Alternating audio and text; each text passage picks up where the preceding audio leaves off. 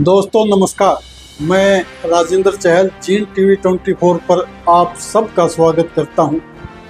साथियों,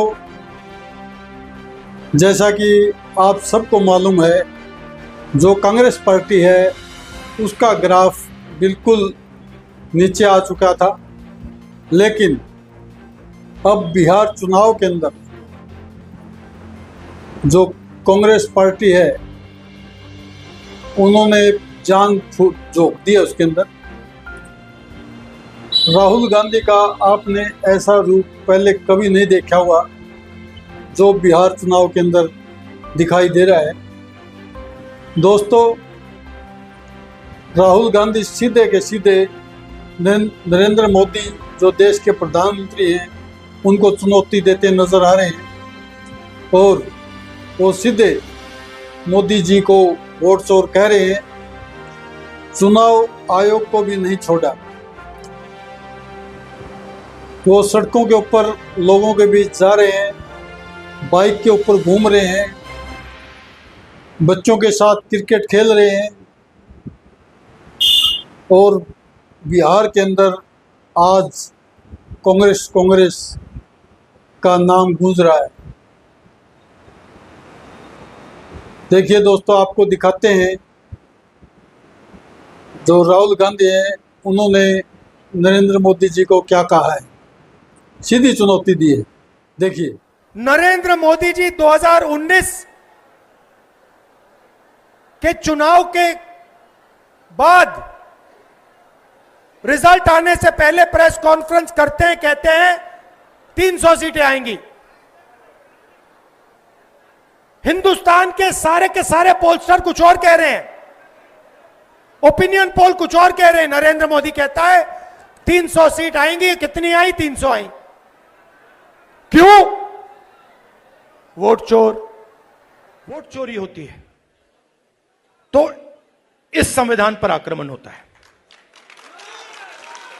इस संविधान में लिखा है कि हिंदुस्तान के एक नागरिक को एक वोट मिलेगा, चाहे वो अंबानी हो, चाहे वो सबसे गरीब व्यक्ति हो, किसान हो, मजदूर हो, वोट एक मिलेगा।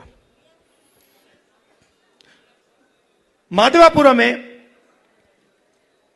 एक व्यक्ति का नाम 4-5 बार वोटर लिस्ट पे आता है। यह संविधान पर आक्रमण है और यह हम नहीं सहेंगे, यह हम नहीं होने देंगे। मेरे जो दलित भाई हैं, आप भूलिए मत, यह संविधान अंबेडकर जी ने देश को दिया है। यह कोई मामूली किताब नहीं है, यह हमारे लिए पवित्र किताब है। यह किताब हिंदुस्तान की किताब है, हमारी सोच की, हमारी विचारधारा की किताब है। और मैं सिर्फ सारे के सारे दलित भाइयों से कहना चाहता हूं, आप याद रखिए, आजादी से पहले आपकी क्या हालत थी। आपको अछूत कहा जाता था, लोग आपको छूते भी नहीं थे, मारा जाता था। जो भी आपको अधिकार मिले हैं, जो भी अधिकार आपको मिले हैं, संविधान के कारण मिले हैं। संविधान ने आपको अधिकार दिए हैं और ये बीजेपी के लोग ये सारे के सारे अधिकार आपसे और ईबीसी से और पिछड़ों से छीनना चाहते हैं। भाइयों और बहनों, 65 लाख वोट कटे हैं।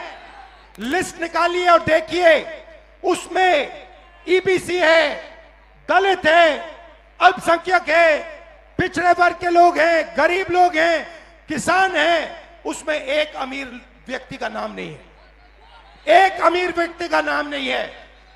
वोट चोरी ये गरीबों से कर रहे हैं क्योंकि ये आपकी आवाज को दबाना चाहते हैं। और मैं स्टेज से आपको कहना चाहता हूं, ये आपकी आवाज को कभी नहीं दबा पाएंगे। हम आपके साथ खड़े हैं। कुछ साल पहले अमित शाह ने बयान दिया, एक बार नहीं अनेक बार, कि अब बीजेपी की सरकार 40-50 साल चलेगी। हाँ, और मैं सोच रहा था कि ये व्यक्ति कैसे कह सकता है, इसको कैसे मालूम कि बीजेपी की सरकार 40-50 साल चलेगी? हम सब राजनेता हैं, जनता क्या करेगी, जनता के दिल में क्या होता है, जनता ही जानती है। तो ऐसा बयान देना कि अब हमारी सरकार 40-50 साल चलेगी, ये अजीब सा बयान है। और उस टाइम मैंने सोचा था कि इसको कैसे मालूम कि 40-50 साल के लिए सरकार चलेगी। और अब सच्चाई पूरे देश के सामने आ गई है। वो ये बात इसलिए कह सकते हैं कि वो वोट चोरी करते हैं। दोस्तों, राहुल गांधी आज के समय में बहुत ही बड़े नेता बन चुके हैं। उन्होंने चुनाव आयोग पर सीधी उंगली उठाई है। उन्होंने कहा है कि भारतीय जनता पार्टी और चुनाव आयोग की आपस में गांठ साठ है। देखिए क्या कहा है चुनाव आयोग के बारे में। इलेक्शन कमीशन का काम सही वोटर लिस्ट देने का होता है, और यह काम इन्होंने महाराष्ट्र में, हरियाणा में और कर्नाटक में नहीं किया। हमारा पूरा का पूरा प्रेशर इलेक्शन कमीशन का जो बिहेवियर है उसको बदलने के लिए है, और हम छोड़ेंगे नहीं। जैसे मैंने कहा है, बिहार में हम आपको इलेक्शन चोरी नहीं होने देंगे। आप कुछ भी कर लो, आपने महाराष्ट्र का चोरी किया, आपने हरियाणा का किया, कर्नाटक में हमने साफ दिखाया कि वोट चोरी हुआ है, यहां हमने किया। चुनाव आयोग की पोजीशन आपको क्लियरली दिख जानी चाहिए। मैंने कर्नाटक में महादेवपुरम में उनके सामने डेटा रखा, ब्लैक एंड व्हाइट। उन सवालों का आज तक एक जवाब नहीं आया है। 1 लाख फर्जी वोटर कहां से आए, कैसे आए, कौन थे, उसका जवाब इलेक्शन कमीशन ने नहीं दिया। मैं प्रेस कॉन्फ्रेंस कर रहा था, करते हुए इलेक्शन कमीशन कहता है कि राहुल गांधी को एफिडेविट देना चाहिए, और अगर एफिडेविट नहीं दिया तो हम एक्सेप्ट नहीं करेंगे। कुछ दिन बाद सरकार के अनुराग ठाकुर जी वैसा ही प्रेस कॉन्फ्रेंस करते हैं, मतलब जो हम कह रहे थे उसी को दोहरा रहे हैं। पता नहीं उनको यह आइडिया कहां से मिला, किसने दिया, बट वो कर दिया उन्होंने। मगर चुनाव आयोग उनसे एफिडेविट नहीं मांगता है। एक ही चीज की मैंने और उन्होंने, कोई फर्क नहीं। मैंने कहा कि देखिए ये फर्जी वोटर हैं, अनुराग ठाकुर ने कहा ये फर्जी वोटर हैं, और 5 मिनट के अंदर मुझसे एफिडेविट मांगा जाता है, और आज तक अनुराग ठाकुर से कोई एफिडेविट नहीं मांगा गया। तो आपको क्लियरली पता है, मीडिया को मालूम है कि ये इलेक्शन कमीशन किसके साथ खड़ा है। अगर ये न्यूट्रल होते तो एकदम अनुराग ठाकुर को एफिडेविट जाता, कहते कि एफिडेविट दो। तो ये न्यूट्रल नहीं है। और जो हम कह रहे हैं, बिहार में एसआईआर इंस्टीट्यूशनलाइज चोरी करने का तरीका है।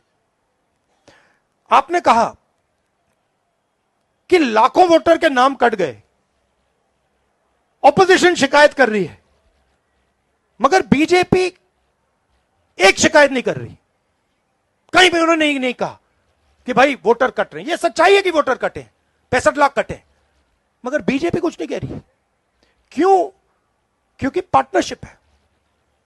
इलेक्शन कमीशन, इलेक्शन कमिश्नर और बीजेपी के बीच में पार्टनरशिप है।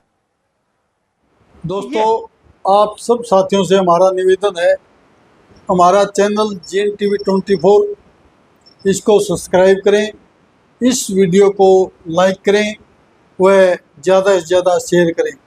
धन्यवाद दोस्तों। मैं राजेंद्र चहल, जीन टीवी 24। नमस्कार।